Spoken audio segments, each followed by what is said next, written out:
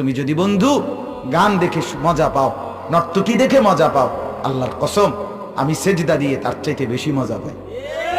কসম করে নিরানন্দ জিন্দিগি পালন করি, তুমি এটা ভাববা না।